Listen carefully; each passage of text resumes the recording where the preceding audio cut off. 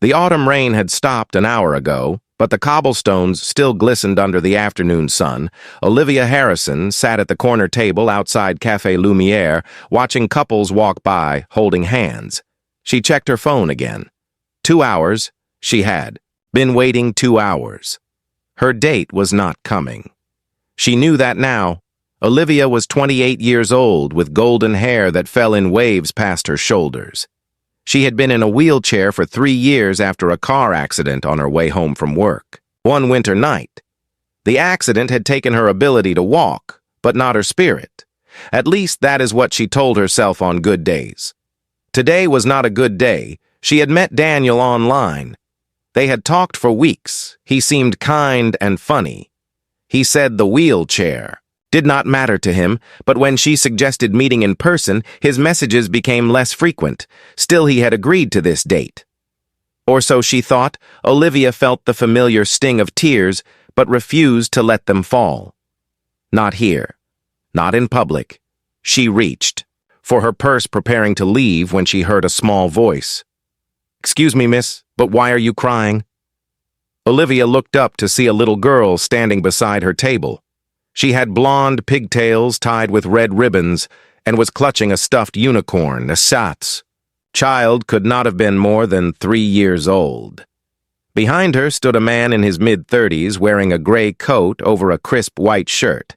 He had dark hair and striking features, but what caught Olivia's attention were his eyes. They held a depth of understanding that seemed unusual for a stranger. "Sophie," the man said gently, "remember what we talked about?" The little girl looked back at him. "But Papa, she looks sad, and you said we should always help sad people." The man's expression softened. Approached Olivia's table with his daughter. "I apologize," he said. "My daughter has not yet learned about boundaries."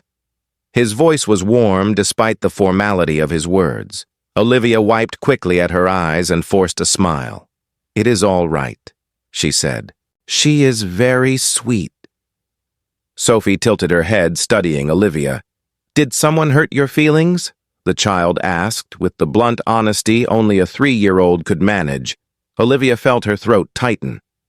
There was something about this innocent question that broke through her defenses. "Yes, sweetheart," she admitted. "Someone did hurt my feelings."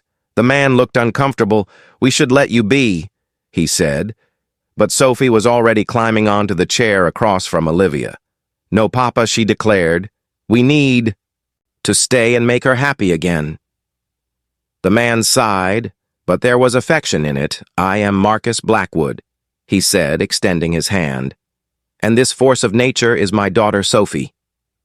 Olivia shook his hand. His grip was firm but gentle. "Olivia Harrison," she said. Marcus hesitated, then pulled out a chair and sat down. "Would you mind terribly if we kept you company for a few minutes?" he asked. Once Sophie sets her mind to something, there is no stopping her. Despite everything, Olivia found herself smiling. "I would like that." Sophie pushed her unicorn across the table toward Olivia. "His name is Sparkles, and he makes people feel better," she announced. Olivia took the stuffed animal. "Thank you, Sophie," she said. "He is beautiful." A waiter appeared, and Marcus ordered coffee for himself and hot chocolate for Sophie. He looked at Olivia questioningly. "Would you like anything?" "Tea, please," Olivia said. "Earl Grey." As they waited, Sophie chattered about everything and nothing she told Olivia about. Her favorite color, which was purple. About her best friend at preschool named Tommy, who ate glue, about how her papa worked too much but always read her bedtime stories. Marcus listened with patient amusement, occasionally interjecting to clarify his daughter's more creative interpretations of events. Olivia found herself relaxing. There was something comforting about this unexpected company. When their drinks arrived, Sophie announced she needed to use the bathroom. Marcus excused himself to take her inside. While they were gone, Olivia checked her phone one last time. Still nothing from Daniel. She felt foolish for hoping. When Marcus and Sophie returned, the little girl had chocolate on her face, despite not having touched her hot chocolate yet. She found cookies inside, Marcus explained with a helpless shrug. Sophie climbed back into her chair and took a sip of her drink. Then she looked seriously at Olivia. "So who made you sad?" she asked. "Sophie," Marcus warned gently. "No, it is okay," Olivia said. She took a breath. "I was supposed to meet someone here for a date," she explained, "but he never showed up." Sophie's eyes went wide with outrage. "That is very rude," she declared. "Yes, it is," Marcus agreed quietly. He was looking at Olivia with an expression she could not quite read. "I am sorry that happened to you," he said. "You deserve better than that." There was something in his voice, sincerity mixed with something else. Olivia felt her cheeks warm. "Thank you," she said. Sophie was not finished with her interrogation. "Why did he not come?" she asked. Olivia hesitated. "How did you explain rejection to a 3-year-old? How did you explain that some people saw the wheelchair before they saw the person?" Marcus seemed to understand her hesitation. "Sophie, love," he said. "Sometimes people make bad choices and we do not always know why, but Sophie was studying Olivia's wheelchair now. Is it because of your special chair?" she asked. Children saw everything. Olivia nodded slowly. "I think maybe yes." Sophie frowned. "That is silly," she announced. "Your chair is cool and wheels are fun." Despite everything, Olivia laughed. It was the first genuine laugh she had felt all day. "You know what, Sophie?" she said. "You are absolutely right." Marcus was watching her with those understanding. "Eyes again! My wife was in a wheelchair," he said quietly. Olivia looked up surprised. She had muscular dystrophy. Marcus continued, "We met when I was 25 and she was 23. He glanced at Sophie, who was now occupied with making her unicorn dance on the table. "She passed away a year ago," he said. His voice was steady, but Olivia could hear the grief underneath. "I am so sorry," Olivia said. Marcus nodded.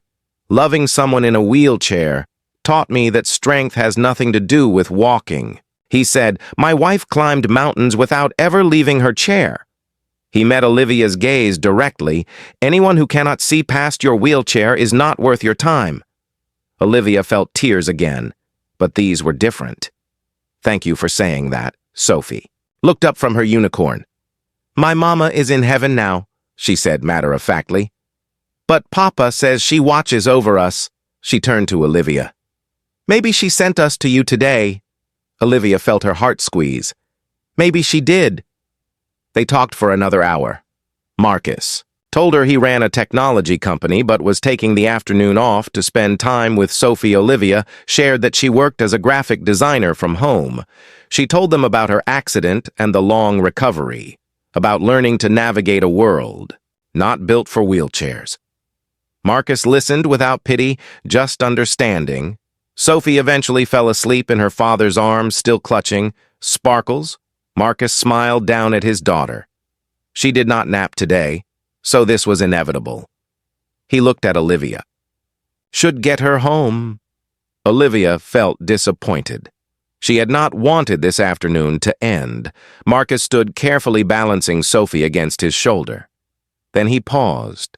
"Olivia," he said, "would it be forward of me to ask if you would like to have dinner? Sometime." Olivia's heart jumped. "You mean like a date?" "Yes," Marcus said. "Exactly like a date." He smiled. "I promise I will actually show up." Olivia found herself smiling back. "I would like that very much." They exchanged phone numbers. As Marcus prepared to leave, Sophie stirred and opened her eyes. "Bye, Olivia," she murmured sleepily. "Do not be sad anymore." "I will not be," Olivia promised. She watched them walk away down the cobblestone street, Marcus carrying his daughter, Sophie's head on his shoulder just. Before they turned the corner, Marcus looked back and waved. Olivia waved back. She sat there for a few more minutes watching the afternoon light paint the street gold. Her phone buzzed a text from Daniel with some excuse about forgetting. She deleted it without reading the whole message. It did not matter anymore. Sometimes the worst moments lead to the best ones. Sometimes a broken date makes room for something real. Olivia wheeled herself away from the cafe, feeling lighter than she had in months. She thought about Marcus's words, about his wife who climbed mountains from a wheelchair, about Sophie who saw cool wheels instead of limitations, about second chances that arrive when you least expect them. 3 weeks later, Olivia and Marcus had their first official date. Marcus picked her up at her apartment bringing flowers and Sophie, who insisted on coming along. They went to an accessible art gallery, followed by dinner at a restaurant Marcus had carefully researched to ensure it accommodated wheelchairs. Sophie sat between them, coloring and occasionally offering commentary on their conversation. It was chaotic and perfect. 6 months later, Marcus told Olivia he loved her. They were at the same cafe where they had met. Sophie was with Marcus's mother for the afternoon. "I did not think I would ever feel this way again," Marcus said, holding Olivia's hand across the table. "You have brought light back into our lives." Olivia felt tears of joy. "You and Sophie have given me hope," she said. "You see me, not just my wheelchair." "I see you," Marcus said simply, "and you are extraordinary." 1 year later, Marcus and Olivia were married. Sophie was the flower girl and took her job very seriously.